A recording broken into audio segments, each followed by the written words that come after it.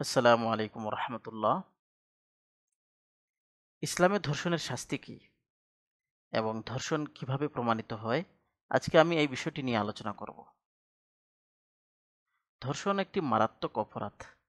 এখানে জোরপূর্বক একজন মানুষের সম্ভ্রমহানি করা হয়, তার ইজ্জত আবরুর উপর আক্রমণ করা হয়। ধর্ষণ কখনো সাধারণ জিনার মতো নয়, তাই এটি প্রমাণিত হওয়ার জন্য চারজন প্রত্যক্ষদর্শী সাক্ষী লাগবে না। চারজন প্রত্যক্ষদর্শী সাক্ষীর যে কথাটি কোরআনে এসেছে সেটি আসলে সাধারণ জিনার জন্য।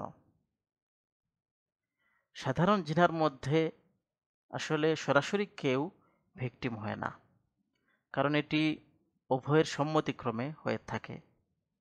কিন্তু ধর্ষণের মধ্যে একজন ভিকটিম হয়, তাই এটি অন্যান্য অপরাধের মতোই হবে। এখানে ভিকটিম প্রথমে অভিযোগ করবে, তারপর সব ধরনের সাক্ষ্য প্রমাণ, আলামত, শরীরের আঘাত সবগুলি দেখা হবে। ভিডিও ফুটেজ অথবা ডাক্তারি রিপোর্ট সবগুলোই দেখা হবে, কারণ শরীয়ত এখানে আসলে কোনো কিছুই নির্ধারণ করে দেয়নি। বিষয়টি আমরা রাসূলুল্লাহ সাল্লাল্লাহু আলাইহি সাল্লামের কর্মপদ্ধতি থেকে জানতে পারি। রাসূলুল্লাহ সাল্লাল্লাহু আলাইহি সাল্লামের যুগে একজন মহিলা মসজিদে যাওয়ার সময় ধর্ষণের শিকার হয়েছিলেন। তারপর সেই মহিলার অভিযোগের ভিত্তিতে এবং ধর্ষকের স্বীকারোক্তির আলোকে রাসূলুল্লাহ সাল্লাল্লাহু আলাইহি সাল্লাম সেই ধর্ষকের উপর রজমের শাস্তি প্রয়োগ করেছিলেন। এখানে রাসূলুল্লাহ সাল্লাল্লাহু আলাইহি সাল্লাম চারজন সাক্ষী তলব করেননি। এই বর্ণনাটি হাদিসের প্রসিদ্ধ কিতাব আবু দাউদের মধ্যে এসেছে, হাদিস নম্বর 4379।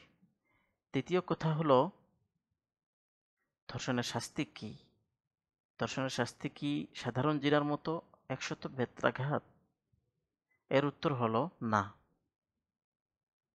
ধর্ষণের শাস্তি সাধারণ জিনার মতো 100 বেত্রাঘাত নয়, কারণ ধর্ষণের মধ্যে একজন মানুষ দুটি অপরাধ করে থাকে। একটি হলো জিনা, আর আরেকটি হলো জোরপূর্বক একজন মানুষের সম্ভ্রমহানি, যা আসলে এক প্রকার ফাসাদ ফিল আরদ। তাই এর জন্য ফাসাদ ফিল আরদের শাস্তিটা দিতে হবে, যেটা কোরআনের মধ্যে সূরা মাইদার 33 নম্বর আয়াতে বর্ণনা করা হয়েছে। ইন্নামা জাযাউল্লাযীনা ইউহারিবুনাল্লাহা ওয়া রাসূলাহু ওয়া ইয়াসআউনা ফিল আরদি ফাসাদান আন ইউকাত্তালু আও ইউসাল্লাবু আও তুকাত্তাআ আইদিহিম ওয়া আরজুলুহুম মিন খিলাফিন আও ইউনফাউ মিনাল আরদ।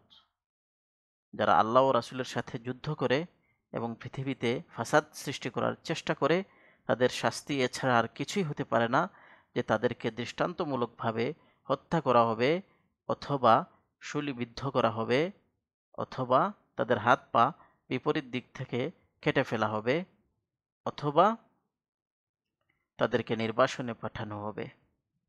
এই হলো চারটি শাস্তি।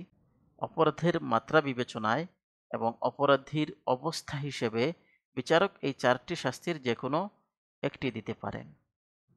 দৃষ্টান্তমূলক হত্যার একটি রূপ হল রজম, অর্থাৎ গর্ত খনন করে সেই গর্তের মধ্যে অপরাধীকে রেখে পাথর নিক্ষেপ করতে করতে হত্যা করা, যেটা রাসূলুল্লাহ সাল্লাল্লাহু আলাইহি ওয়াসাল্লাম প্রয়োগ করেছিলেন।